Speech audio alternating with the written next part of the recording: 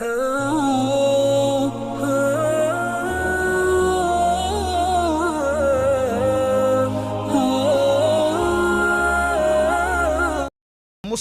کو نماز سے پہچانتے تھے کہ جو نماز پڑھتا ہے وہ مسلمان ہے، جو نماز نہیں پڑھتا وہ مسلمان نہیں ہے۔ یہ بات ہے۔ بڑے پیر کی 11ویں کرنے والوں، ہم کہتے ہیں غوث پاک کی 11ویں ہم کرتے ہیں۔ کبھی سوچا اگر نماز نہیں پڑھتے تو غوث پاک اس کو قبول بھی کرتے ہیں کہ نہیں کرتے؟ میں نے غوث پاک کے ملفوظات میں یہ بات پڑھی، پتہ نہیں لکھنے والے نے کہاں تک انصاف کیا، لیکن یہ بات موجود ہے، دھیان سے سننا۔ غوث پاک بے نمازی سے کتنی نفرت کرتے ہیں۔ غوث پاک کے دل میں بے نمازیوں سے محبت نہیں ہے، بلکہ نفرت کتنی ہے۔ غوث پاک بے نمازیوں کو کتنا برا جانتے ہیں۔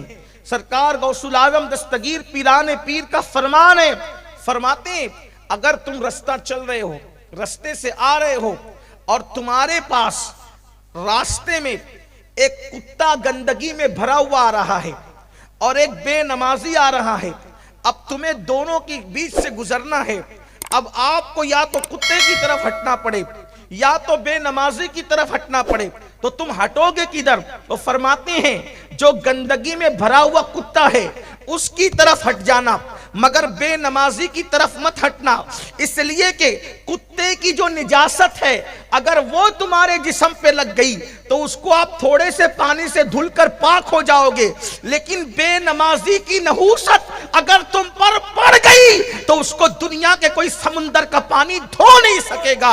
آپ مجھے بتائیں کہ بے نمازی سے اتنی نفرت غوث پاک کر رہے ہیں اور ہم لوگ مسجدوں کو ویران کر چکے ہیں، ہمارے پاس نماز کے لیے وقت نہیں ہے، دوستوں کے لیے ٹائم، ماں باپ کے لیے ٹائم، کھیل کود کے لیے ٹائم، جوا کھیلنے کے لیے ٹائم، شراب کے اڈوں پہ جانے کے لیے ٹائم، فلمیں دیکھنے کے لیے ٹائم۔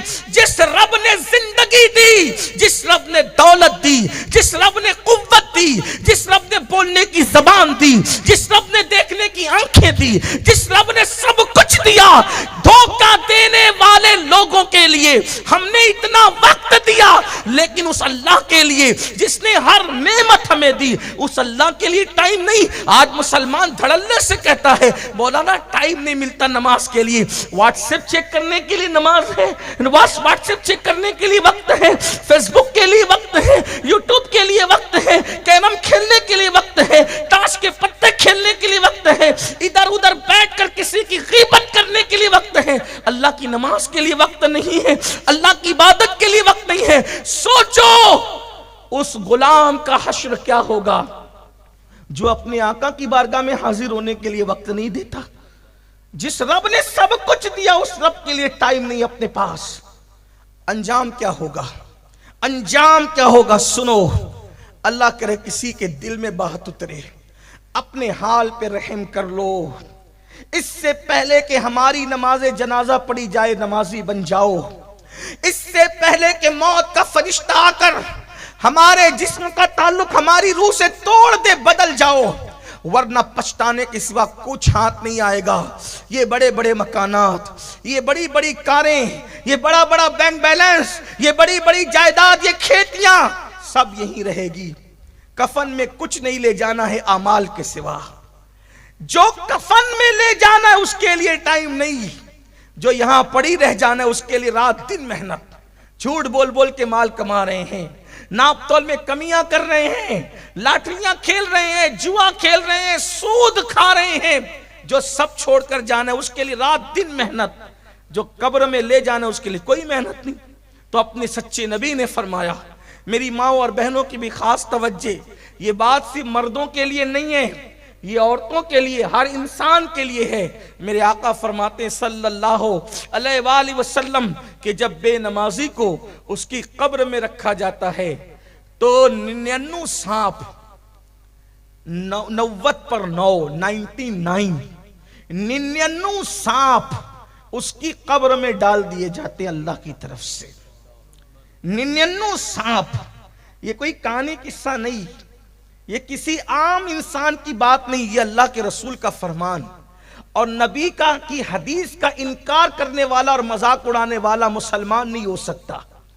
اپنے نبی نے فرمایا، اپنے سچے رسول نے فرمایا 99 सांप अल्लाह उसकी कब्र में मुसल्लत करता है।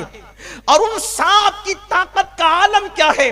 इरशाद फरमाया वो जो 99 सांप हैं उसमें से एक एक सांप की कुव्वत का हाल ये है कि अगर वो सांप किसी पहाड़ पे डंक मार दे तो पहाड़ रेजा रेजा हो जाए। अगर वो सांप दुनिया में फूंक मारे, फुनकार दे, तो उसकी गर्मी से सारे इंसान मर जाए। एक सांप इतनी ताकत वाला है।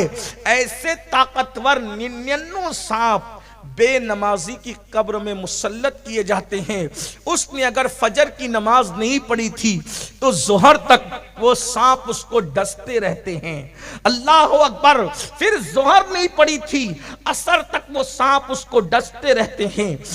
मगरिब नहीं पड़ी थी, मगरिब तक के वो सांप उसको डसते रहते हैं। इशा नहीं पड़ी थी, अल्लाह अकबर, मगरिब नहीं पड़ी थी, इशा तक सांप डसते रहते हैं। इशा नहीं पड़ी थी, फजर तक सांप डसते रहते हैं। ये डसने का सिलसिला अल्लाह अकबर उस वक्त तक चलता रहेगा जब तक अल्लाह चाहेगा। अब आप मुझे बताएं, अगर छोटा सा कीड़ा हमें डंक मार दे, अगर चूंटी हमें काट ले, कितनी तकलीफ होती है, कितना दर्द होता है। बिच्छू डंक मारे, उस अल्लाह ना करे किसी को कभी बिच्छू ने काटा हो, जिनको काटा हो उनको पता होगा कि पूरे जिस्म में एक अंगार सी हो जाती है, एक जलन सी हो जाती है। दुनिया का बिच्छू, खेत का बिच्छू एक डंक मारे तो इंसान ऐसे तड़पता है और ऐसे बिलकता है कि अल्लाह अकबर, उसको करार नहीं आता। तो जिसको अल्लाह के मुसल्लत की वे सांप डसते होंगे और फिर वहां कोई बचाने वाला नहीं, ना माँ बचाने वाली, ना बाप बचाने वाला, ना भाई बचाने वाला। सोचो हम अपने आप पे कितना जुल्म कर रहे हैं। बताओ, एक वक्त की नमाज के लिए 10 मिनट से ज्यादा का टाइम नहीं लगता। अगर हम 10 मिनट का टाइम एक नमाज के लिए निकालें, 5 वक्त की नमाज के लिए 50 मिनट का टाइम है, ये 50 मिनट हम निकाल दें तो कितने बड़े अजाब से बच जाएंगे। अरे अजाब से तो बच ही जाएंगे, लेकिन साथ ही साथ हमारा इनाम क्या होगा? हमारी कब्र को इंशाअल्लाह नमाज की बरकत से जन्नत के बागों में से एक बाग बना दिया जाएगा।